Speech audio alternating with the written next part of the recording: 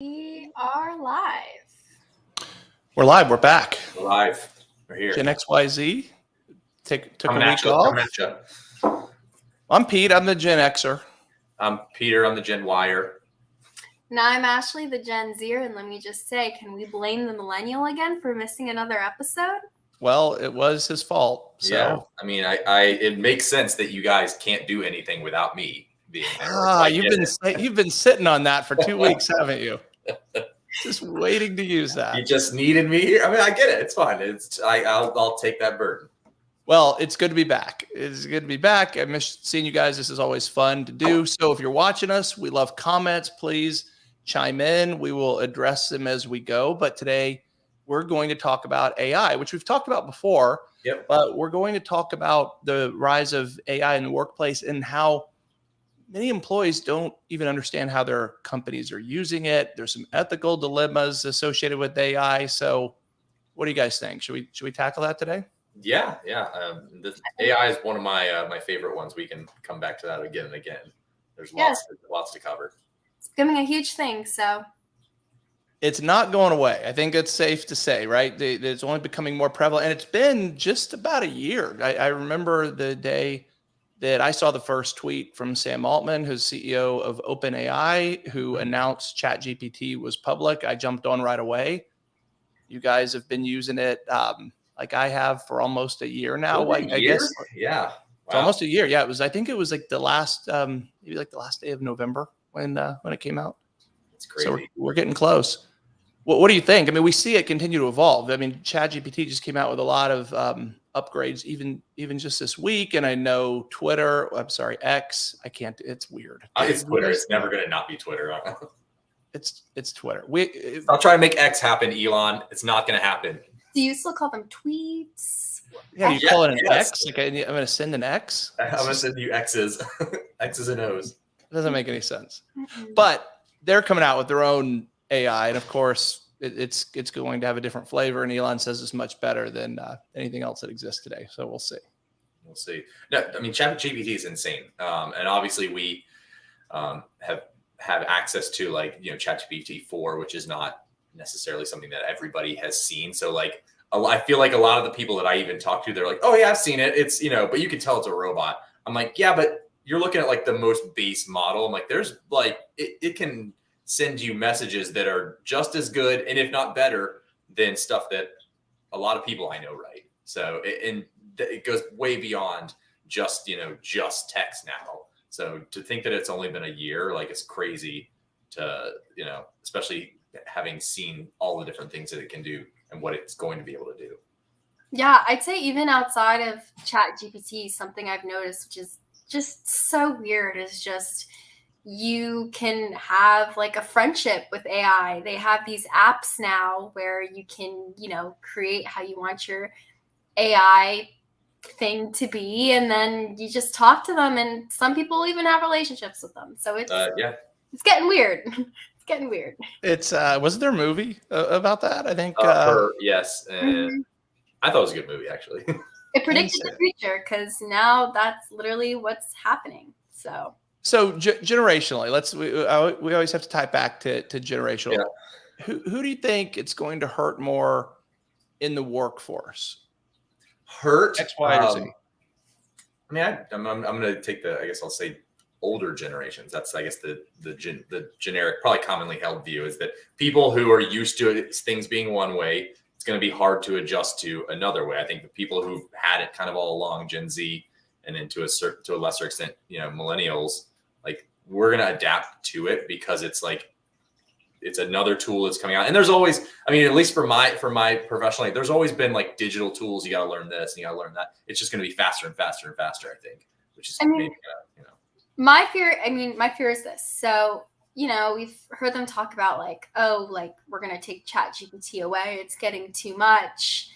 I feel like if that ever happens, it's probably going to hurt my generation because since we're just getting into the workforce and we're relying on all of this technology, what happens one day when it's taken away from us? I mean, who's they? Well, the White House it put out the Biden administration put out a very long document last week about regulation for it, and it was pretty deep and intrusive. Not to go too far down that path right now, but it will change everything if that gets adopted. And I don't know enough to say what power the White House has without Congress. I know it's not been passed as any kind of legislation, but yeah, if you want to read it.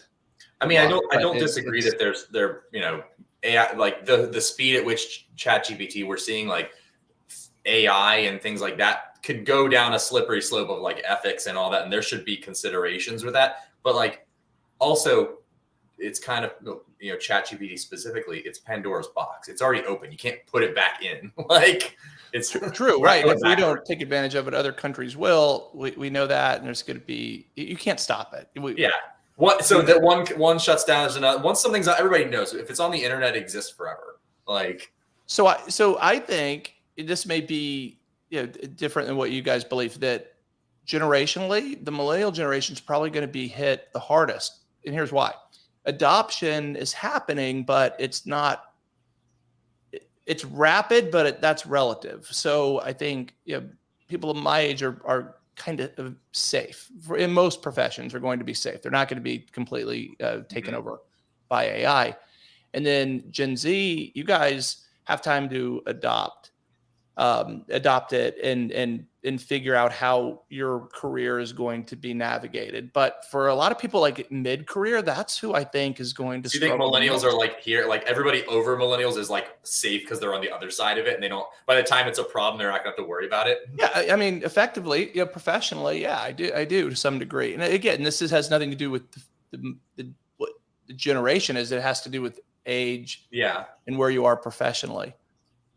I mean, I could see that, and I'm probably I'm more technically savvy than a lot of people. I know millennials that struggle with some of the technological tools, and it's just going to make things more digital and more reliant on those type of things. So I can see where it is going to be. So I guess my viewpoint is maybe a little bit skewed, that I think like, oh, it's going to be fine because it's second nature to you now. You don't know life. That's true. So yeah, I guess I got to try and take it from a lens of like everyone, since I represent all millennials. But yeah, I could see that being an issue. Like, whereas it's maybe this small percentage of adoption, and then in 5 years, it's a larger but still relatively small. 10 years is where 10, 15 years from now is where it really starts to become like all encompassing, and that's by that point the millennials will start to be we're the older people. So. Do you think a lot of employees are unaware of AI in the workplace? Do you think a lot of them aren't using it right now? So this is a study that we have that came out just a couple weeks ago. It said 54% of employees have no idea how their company is using AI. I think I'm surprised not higher. Yeah, I was going to say, I'll say not even just AI, like tools in general. Most people don't have any idea how their company uses things to a full extent. If it doesn't directly relate to your job, people don't pay attention. I mean, should they? And I say no, not unless you're, if you're a manager of multiple departments or something, obviously you got to know that. But it's beneficial for a person to care about stuff outside. But no, they don't have to. I think, if it doesn't help you do your job better, then it makes sense. I have to say, we got a comment coming in, and I kind of have to agree with it. AI will make us lazy. I couldn't agree more, because I feel like people aren't going the extra route to, like, let's just say if you're trying to write something, like you're not taking the extra route to do research or to improve and proofread and just better it on your own. You're having something do it for you. So I feel like, I don't know, that's kind of the lazy way. And then you're kind of going to lose your writing skills because you're going to be relying on this AI thing to do it for you. So that begs the question. I feel like this comes up a lot, and while that is certainly true, I don't think there's any way around it. Is that inherently bad? And I struggled. I can't believe I'm saying this. A year ago, I never would have said this or thought this, but is it dissimilar from growing crops and growing your own food, right? I would be completely lost having to do that. But 100 years ago, 200 years ago, everyone knew how to do that.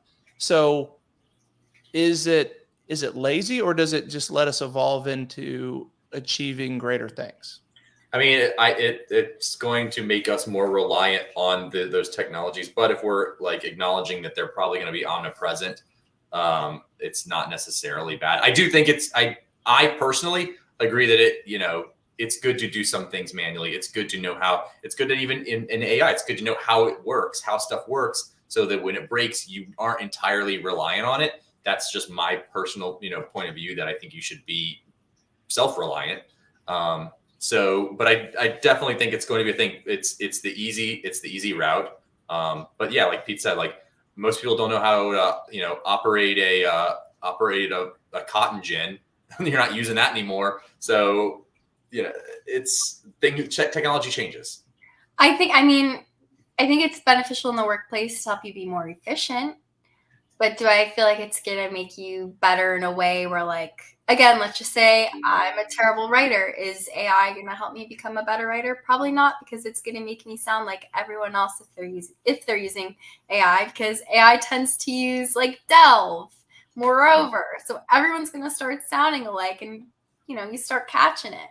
Yeah. So I saw a new company yesterday that came out on that point, Ashley, that says they'll take your resume, and so you have your resume and you match it with a job description, and it'll customize your resume for that job description and also write a custom cover letter. And I'm thinking, and of course their words on their page, delve, moreover, it was like straight out of GPT 3.5, like at least use 4. Come on. But I couldn't help but think this is going to make every resume and cover letter look vanilla and sound alike. So one of the things with AI is we know it's supposed to take bias out of the equation. Like that's like get rid of human bias, but human bias in the recruiting process, like in so many aspects of life, is necessary. And so we use that word incorrectly a lot, in my opinion. It has a negative connotation, which I don't see. All right. I'm biased against lazy people, right? If I'm hiring a copywriter, I'm biased against bad writers, people with poor grammar. So that bias has to come into play at some point. If you're a bad writer and I'm hiring you for writing, I need to know. So you can fudge your way through it with GPT on the front end, but reality is going to set it. So I don't. Well, you're using bias is judgment and human. I mean, that's a human function. A basic human function is judging. This is good. That's bad. You're judging a million different facets. Whether people like it or not, when you meet someone for the first time, you are judging them like that. You're judging a million different things about them, unconsciously or not. I think that AI, in terms of writing and stuff, it should help us with like, I would say like fluff writing, like unnecessary, like business emails and helping you write like that, where you're just trying to convey a message. But creative writing, anything where you want to stand out, like, that should be not, you shouldn't take advantage of AI unless you're going to go way beyond. And I've, the same, I could go down a whole tunnel with, Mid-Journey and people having to develop skills just to make AI make a painting look a certain way. You could say that prompt crafting is going to be like a new, thing, making it write in a certain way. I don't know. I can't. I feel like it just takes the humanity out of it, especially I think I saw somewhere where, like, instead of having an actual human recruiter, it's an AI that's screening you. Like, how are they going to know how you stand out if to them they're probably just taking the important. They're just going to scan your resume and look for the keywords and make sure the keywords, and then that, like, which your resume is generated by an AI to put keywords in. It's like a battle of the AI. No, it takes out the human aspect of it. And same, like you said, like with the whole painting thing, like everyone has their own creativeness. And if I'm creating like a logo for a company, like that's coming from up here instead of a robot. But if a robot does it, it's like. But do I care? Should I care if a robot does it? I care about the end result. Do I care about how I get there? Well, now we're going to get down to a philosophical discussion of what it means to be human and create things. But I mean, I would say like for base level. But then this is what I start to think. Is it going to start looking like everyone else's logos? Just how the writing, moreover, delve, everyone's writing has that in there. is artwork going to start kind of, having similarities too? Can I just say real quick, Peter, before you answer, I'm going to cut you off. If you haven't used ChatGPT a lot, you may not get what we're referring to. But when we say delve, there's select words that ChatGPT uses over and over, and anyone who uses it, knows that it's going to do that. So when we see that in writing, like, we know pretty quickly. Frequent users of it know when it's a GPT document. So just heads up, and we're not going to give away all those secrets, but there's like 10 words that it can't get away. Yeah, from and just read, and a little pro tip for you if you're going to use that, like, read through it, because I've seen so many people write things and then they don't actually read through it, and they don't realize that, well, technically it does make sense. You're basically saying the same thing rewritten like 4 times, right? Like right after each other. I'll give one more. Realm. I've never written the word realm, but if I chat unless you're talking about the ancient kingdoms or something, like defending the realm, that's right. I think you probably leave that one out. Yeah. And let's just say, like we said before, if you're submitting an application, if you're writing a college essay, if you're entering a scholarship, and you're using all of this, and it's not coming from a human, people know, and I feel like it's going to jeopardize you. So, absolutely. Do you think, and I know this is a common question that comes up with it, like, how do you guys feel about, like, is it right or wrong to use these tools in your job? Like, say your job is to do, I don't know, whatever, you got to write something, and that should take you a full day, but you're like, hey, I can use ChatGPT to help me write it, and I'll be super generous. I'll say, just have me write the rough draft, and then I'm going to make edits, and it'll take me half a day. So is that wrong or right? So this is always a conversation, right? When you talk about how you measure performance, and if I could get my job, accomplish my job at an hour, is that okay, right? If my boss thinks it takes 8 hours, well, it depends on how you're paid. So are you paid hourly? In which case, if regardless of what you accomplish in that hour, provided both sides agree to what the rate should be, what level of effort, right? If I think the level of effort should be here and it's actually coming in here, if I'm the one paying for it, then I have to act accordingly, right? Yeah. Or am I paying for an end result? Is it a product or service that I'm paying a set amount to be delivered, in which case I don't care how long you spend on it. I think where the gray area comes in, so those two are pretty easy to understand, right? The gray area comes in a salaried position, where you're generally paid for a 9 to 5 work schedule. So right? So let's just talk about it in those terms. If you finish your 9 to 5 job at 10 o'clock in the morning and your boss is happy with your performance, is there an ethical dilemma there? I don't think it's basically asking, like, should you tell on yourself? You're gonna be like, please give me more. Now, if you're trying to get promoted and you're trying to, like, look good, I mean, maybe this is my unethical tip of the day. Maybe don't say exactly how you did it, but you can let them know, like, hey, I finished my thing, I'm ready for another, like, and you're just cranking out stuff and you're looking super productive because you're using tools in a smart way. There you go. Let's be honest. We know ChatGPT is everywhere. Your boss probably knows if you're getting stuff done quicker than everyone else and at a satisfactory level. I mean, hey, he's gonna know you're using it. He doesn't want to know how the sausage is made. Like, he'd be like, you just get it done, and it'd be moved on. And I've talked to friends, who are in situations like this where they're like, I work with coworkers and they just don't get it. But I'm like, listen, if I spend a little bit of time and I write a script or something to automate a bunch of things, I can be way more productive than these guys are just, like, slogging through. And I personally am like, okay, well, that shows initiative. That shows that you tried to learn new things. That all the things that should be considered when being promoted, or stuff like that. The only concern I would have if I was the owner of a company and my employees were using ChatGPT is just, like, sometimes they're plugging in personal information about your business. Isn't that bad? That's a great point. Yeah, you're taking confidential information and sharing it with a third party. That's a dangerous thing to do. If you're going to talk about proprietary stuff and everything, I'm just talking about, like, if your job is to, say you're a copywriter and you got to write you got to write a proposal for a person or something like that, should you, you've got a tool that's going to help you write a bunch of stuff and rewrite stuff. Like, one of our listeners thinks no, writers shouldn't use it, right? But I think, who's to stop them though? Like, how? And say they write something and they just use it as a rough draft, and they go through then and rewrite stuff, and they're like, oh, I don't like that. I haven't changed that. Like, who's to say that they didn't?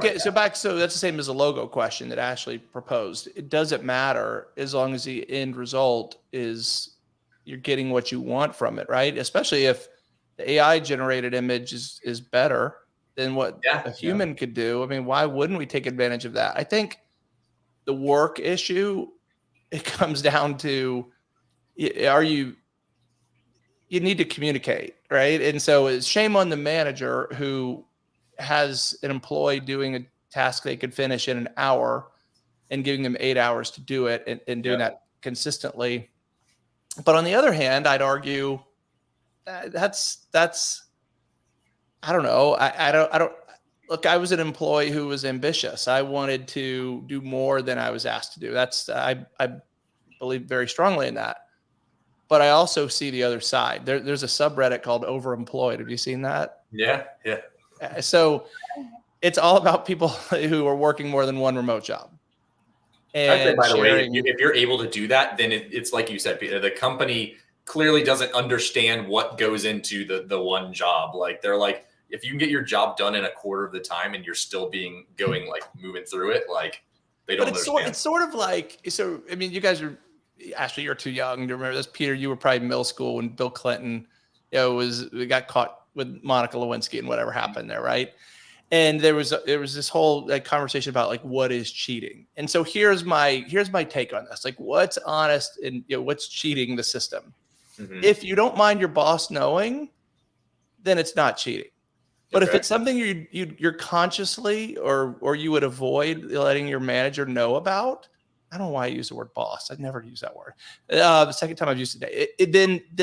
Then yeah, that's bad. So you have to, like, if you're trying to hide it, it's something you shouldn't be doing. Well, then you could say, do you owe anything to your employer?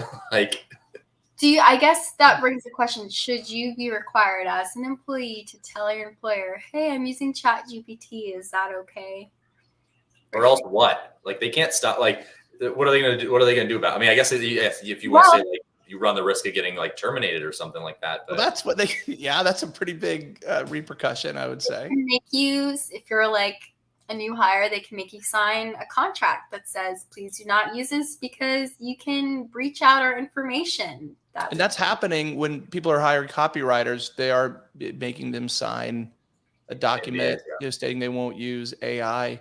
I think AI that looks like AI is a bad thing.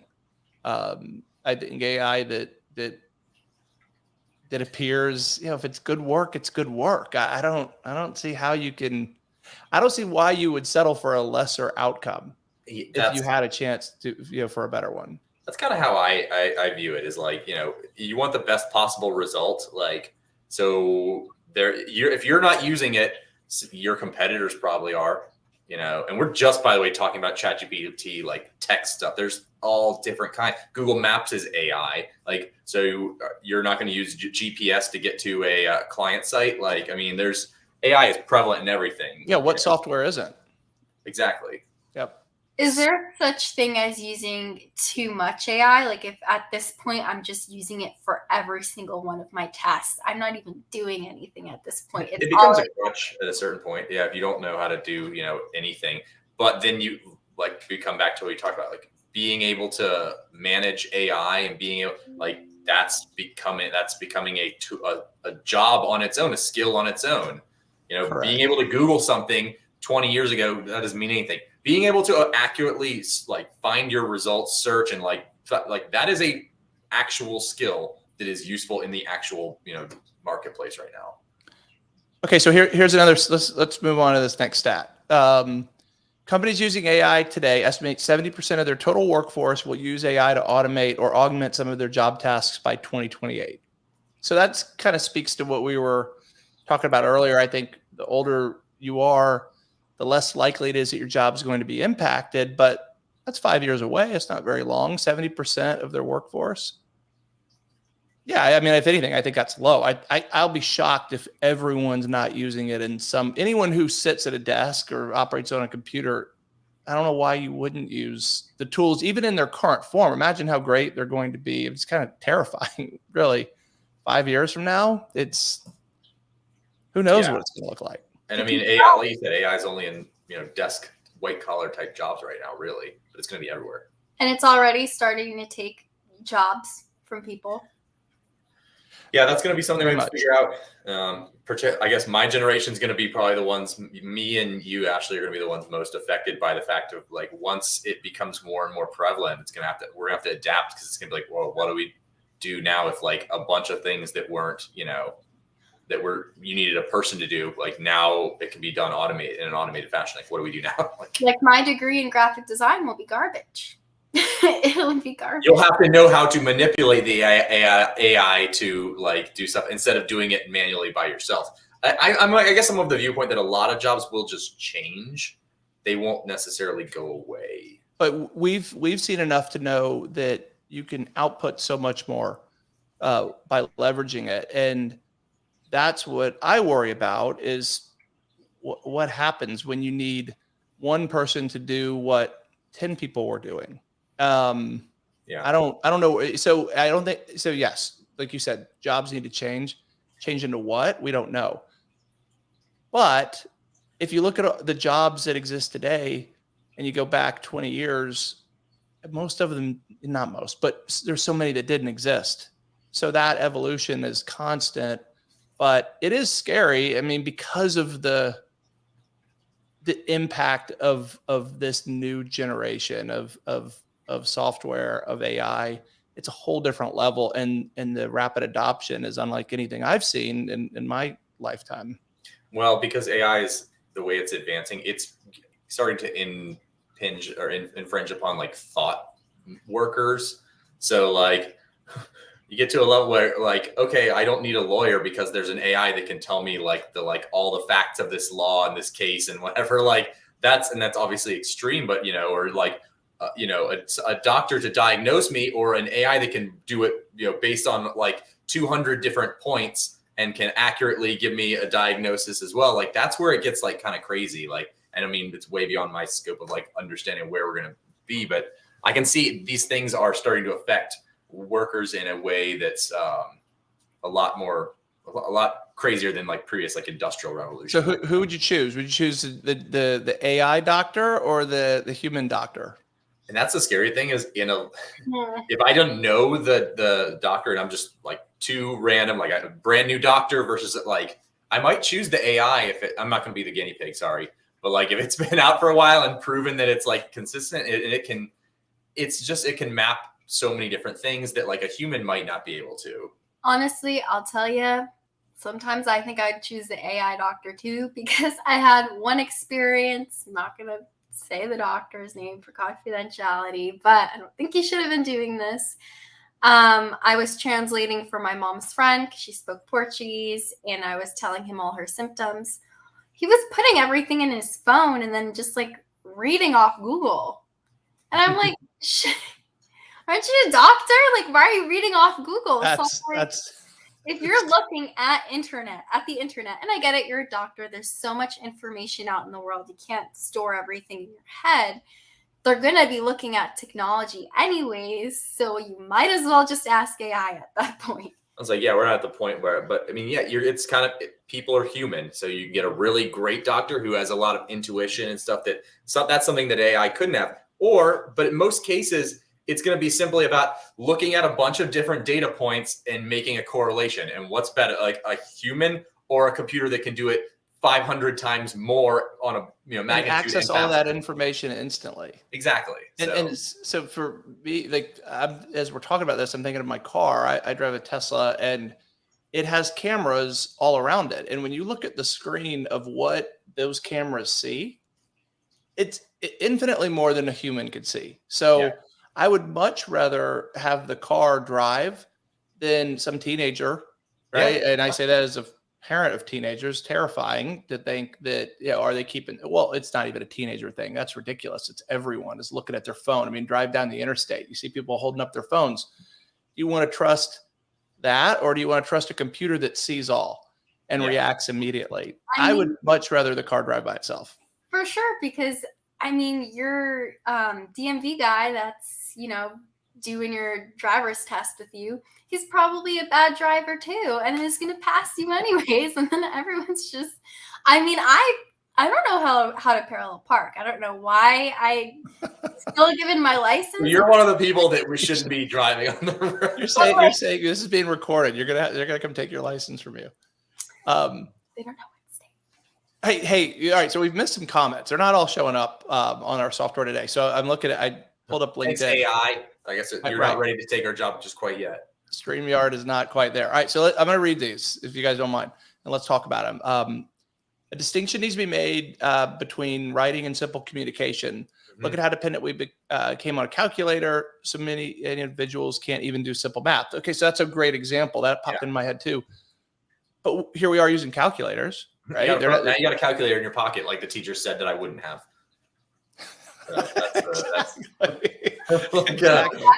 That must have really scarred you. Yeah. So I mean, no, I agree. Like writing, and I guess I would even make a distinction of like literature. Like if you're reading a book for an artistic pursuit, or you want to like read like an actual human story, like that's different than somebody writing me a business email and trying to get their point across concisely, or a sales email or something like that. That's, at least I view those as different in my mind. So I think that distinction should be made. I mean, it's crazy to think about, when I have kids and your kids, Peter, and grandkids, Pete, when they all go to college, what are the courses going to be like when they go? Are they going to have any AI courses, since things are going to be so different? Like, what is it that they're going to teach them that we obviously didn't get because we weren't as advanced as they're probably going to be? It's scary to think about. Yeah, I mean, and I that's why I kind of go back to like what we talked about earlier. Like it's good to know some of the basic stuff that's the building blocks. Like even if AI is writing everything, you should still learn how to write well on your own. Just like there's a difference between, you got to know the rules to break them. That saying, like that's kind of how I view it. Like if I'm a decent writer, then I can use AI because I know that I could write it on my own. Maybe it'll write it better. Maybe it'll write on your own, or have thoughts that you could articulate, because that, to me, that's different. Yeah. Because right now I can tell you most people, and that this is something that I'm sensitive to, is how bad, grammar is. And so I sort of laugh about that aspect of it, because I think, well, it's going to just, now we're not going to have such bad grammar being used. So we're upgrading what humans have already got. So it's not making us lazy. We're already lazy with that. We're just not going to fix it. We're just going to keep, whatever, it's broken. So here's a question. If you read something that you thought was written by a human, and it was, let's just say it was, fiction, right? And you thought, wow, what a really good story. That was great. Someone really, Harry Potter, right? Like, wow, this, what a great story. True American novel. Huh? That's a true American novel. That's right. Hey, look, I read it when I was in my 30s and I loved it. So then you found out it was written by a computer. Would you feel differently about it?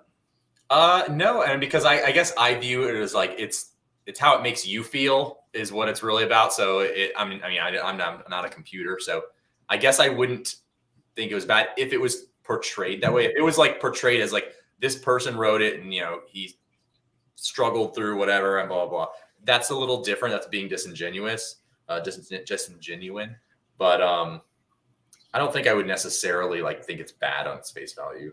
No, I feel like honestly it could still be as interesting. Like I saw this TikTok thing where now again there's this new AI tool roaming around that everyone's using where you can make this fantasy story with an AI. So you have these back-to-back conversations and it's kind of like you're building a story with this AI. And the AI's response is it's pretty funny or pretty interesting. So I feel like it could be storybook material. I don't know that I would have wanted to read it in the first place.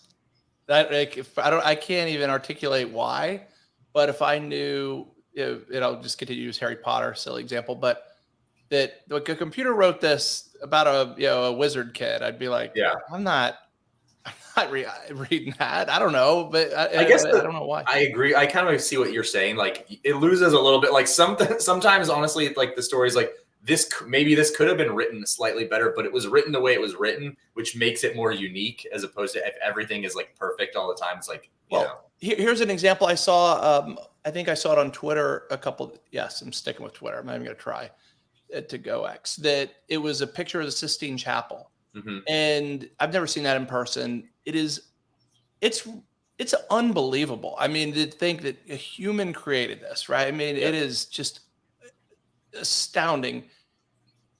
But if a computer created it, I'm not that impressed, right? And so you think, well, what it is? I think the post, on Twitter was like, will humans ever create anything this beautiful again, by their own hand?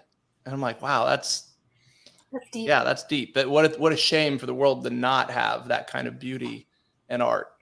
I could see that because it's crazy how something so special can come, like someone was able to think about that and make that versus when it's AI. I get what you're saying. Like, it's not as like, oh, wow, like that's just what they do. Like it cheapens it a little bit, which and I guess I get that. That's why I'm like, I look at AI for like the menial tasks.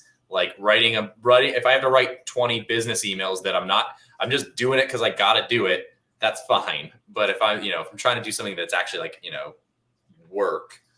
AI is always going to be good at everything, which is pretty not as impressive versus when you see a human go to lengths and show this talent that, like, let's just say like I'm a bad painter and I see another human go and paint the Sistine Chapel. It's complete game changer, like for sure. Like it's not.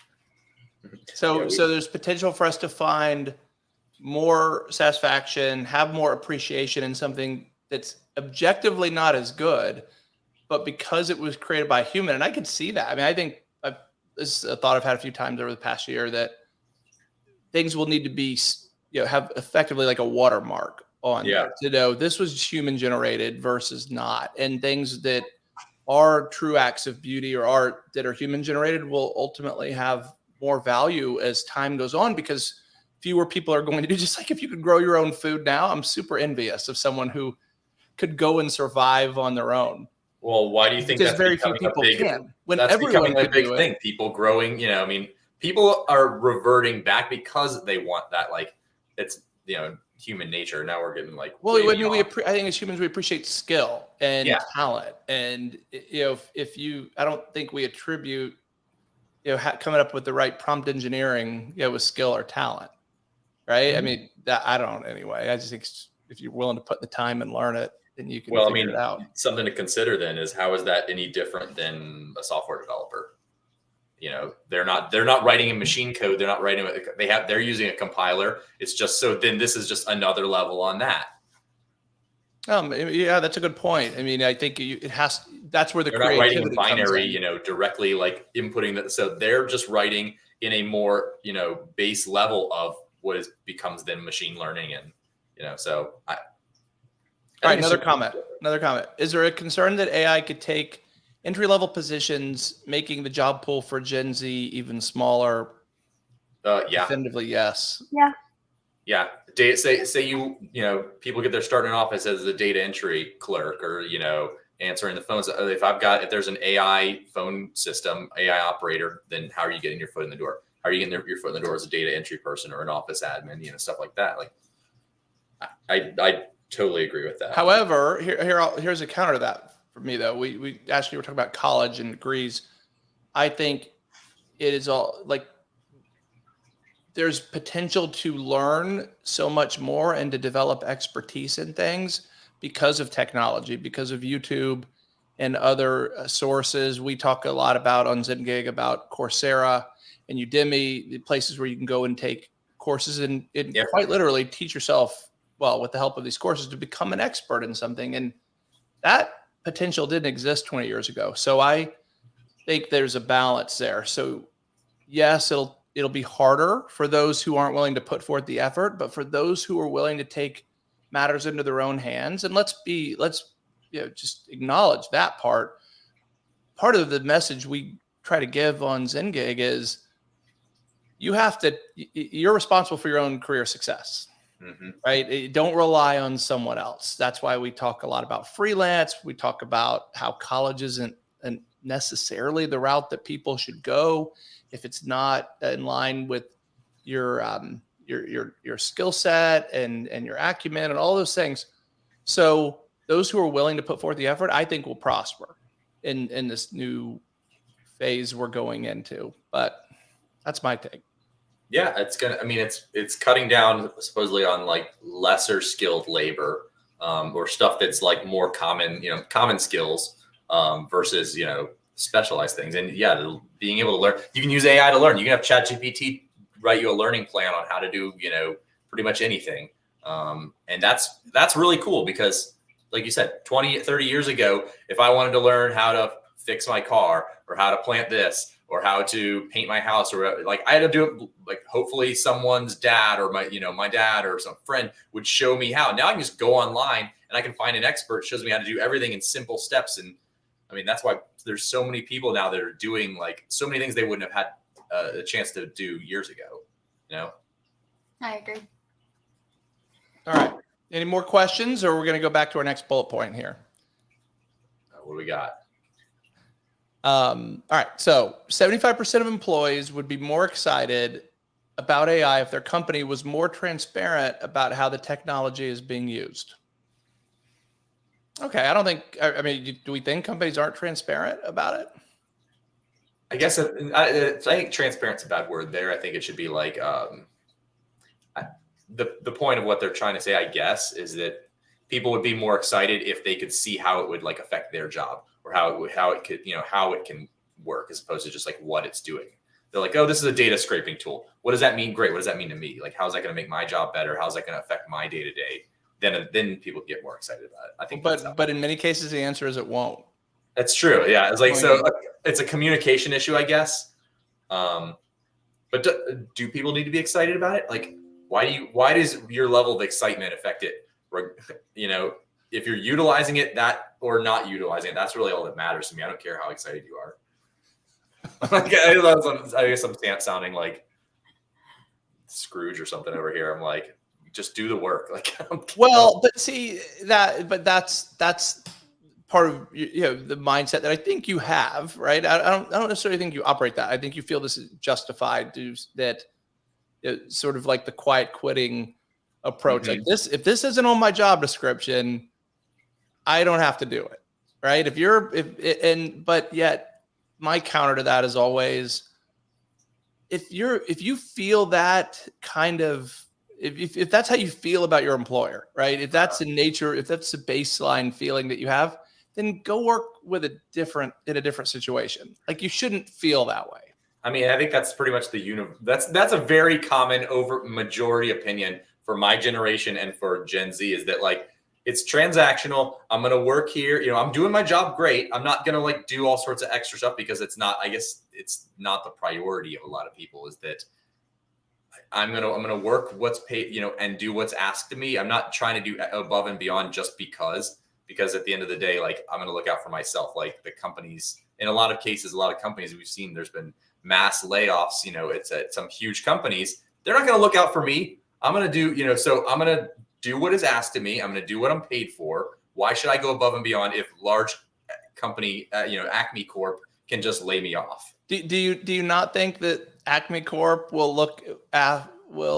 you not think that the person who went above and beyond would be better off in that situation when it's time for the layoff? Maybe, but also, I mean, not necessarily, because I've seen on LinkedIn tons of stories, and I know a few people who they're smart people, and they're, I don't work with them, but I assume that they're hard workers based on their personalities. And they get laid off. Managers get laid, the team gets laid off and managers get laid off. And that's kind of across the board as it happens. So seeing that can happen to really anybody, I think that's affected, definitely Gen Z and millennials as well, seeing that like you kind of have to rely on yourself because you never know like what's going to happen, which I totally agree with, that's why I say like freelance, start your own company, be your own boss, Yeah, I mean, look, I'm not going to change anyone's mind about that. I don't think, but I will say that I do believe that you should go above and beyond as a rule, right? You're going to be, I think the effort is rewarded. All things being equal, over time, collectively, the effort is rewarded. I think that's the crux of it is like people don't believe that in common. They don't believe that going above and beyond is going. I think, by the way, if everybody believed that that it would be rewarded, then people would probably do it more. I think that a lot of the common thing in younger generations in the workplace is that going above and beyond just cause is not going to necessarily be rewarded. And so that's, I guess, where I see the generational change. Ashley, I don't know what this has to do with AI, by the way. Nothing. Nothing at all. Yeah, I feel like your boss is going to tell when you are using AI and when you're not. If it's taking you a short amount of time to get stuff done. Are they omniscient? They know what I'm going to do at all times. That my boss, it was like my boss. If I'm a random guy in an office and my boss doesn't necessarily know, what if I know AI and I'm more tech savvy than him, and I can, he doesn't necessarily know. He might not even know ChatGPT exists. I mean, if he doesn't know it exists, then that's crazy. Because I'm just saying, I'm just playing devil's advocate here. I think that it's extremely, easy for a savvy worker to. Isn't he going to wonder, man, why is this employee finishing all their tasks so quickly, and why is it taking everyone else? No, because he's not going to do that. He's going to finish it. Be like, man, this employee is my A player. He just like busts it out and gets stuff done really fast. And maybe employee A doesn't turn in his work quite as fast because that would be suspicious. Like, right. That's where I was going with it. You're going to finish it and then go, take a nap. I'm going to finish it before everybody else, but maybe not quite, so fast. Point is, if you're using ChatGPT, be smart about it. There's don't get caught. That's my lesson. That is not okay. Hopefully you're saying that in jest, because really, I do think, okay, so that's the question, right? Is there an ethical dilemma? If you're an employee, your manager doesn't know you're using it. Yep. You're using it. Is that a problem? If they've explicitly told me, not to, hey, we expect you to do this. And by the way, I don't think this is the case in a lot of places. Like if they're asking me to do it, like I've talked to a lot of workers and stuff, and they're not being explicitly told not to, you can't use tools to make your job easier. Now, if they're doing that, then yes, I'd say that's wrong. But if they're like, your job is to get this task done, which is most of the time they're going to say, here's this task, you do it. If I can do things to make it easier for myself and get a better product along the way, I don't think that's necessarily wrong. I think it's common sense too. If you start your job and you had to sign something, obviously you can't use it. But if you didn't sign anything and no one has mentioned it to you, and as long as it's not, putting, jeopardizing the company, putting sensitive information out there, as long as you're not, I guess, taking too much advantage of it and you're using it for good purposes, I don't think there's an issue. And it's a slippery slope, because it's like, where does it? Okay, well, there's tons of automation tools built into everything. Outlook has automation tools that are going to smart schedule my meetings and stuff. Am I not allowed to use those because it's going to? I should be like manually scheduling my meetings. Like why am I making my life harder than it needs to be? And let's just say you just started at a company and you really don't know and you're curious if you can actually use ChatGPT, but you don't want to ask your boss. Kind of be nosy and ask your coworkers, like, hey, have you heard of ChatGPT before? Like, have you used it ever? And then kind of see what they do. And if they're using it, then I know developers, and they'll use GPT to like help them solve problems, and they'll put in like a snippet of code that they wrote and ask it to like see if it can tell them like what's wrong. And that's not wrong. That's actually encouraged in the people I know that are doing it. So right. I'm trying to think of an employer who wouldn't want to increase efficiency if given the opportunity. It's really copywriters is the only example I can think of. But even then, I mean, if it's there's no question that it can increase efficiency. We know that. Output, productivity, all that. Does it degrade quality? That's where the dilemma comes in for me, where I'm like, I don't, if you don't use it correctly, we know that it can't. And I just caution anyone who's, I would say, bring it forward. Hey, can I use GPT for this? Can I not? If you're worried about it, yeah. If when in doubt, ask. The scenarios I'm thinking of, like in most if in most jobs if you're not a writer, like nobody cares, like if you're using a chat GPT to help you write an email or something like that, unless it's like, I can't think of any example. I do, because it's so verbose, and it can't. I don't know. You have to know how to use it. If you're going to use it, do it right. It's a tool. Like you just know how it works, know its limitations, and which is the main thing. Like people don't care if you're using it as much. They care if it's being like glaringly done. It's obvious, and it seems that you're being lazy. If you're doing it smart and you're using it to supplement your job, then it's perfectly fine, I think. I agree. And then good luck when it arbitrarily stops working like it did. Yeah, then today, where if you rely too much on it. My desktop, it wouldn't work, but it's fine on my phone. So yeah, just operate in the light. That's my message. That's the last thing I'll say, since we're not getting any more questions. Operate in the light with this. Companies should, employees should. We have, of course, an AI generated interview question and answer section of our Zengig website, and it's very clear that it's AI. We want people to know that. We think it's great. It works extremely well. It does exactly what it's supposed to do. It gives you 10 interview questions with a detailed answer and what the interviewer is looking for, sample answers, keywords you should use for every any job title you put in. I mean, that to me is an awesome use. It's way more efficient than us going through and writing and trying to think of every single thing. So that's like, dynamic things like that is where it's like, that's perfect. I think it's where it shines. It helps out a lot.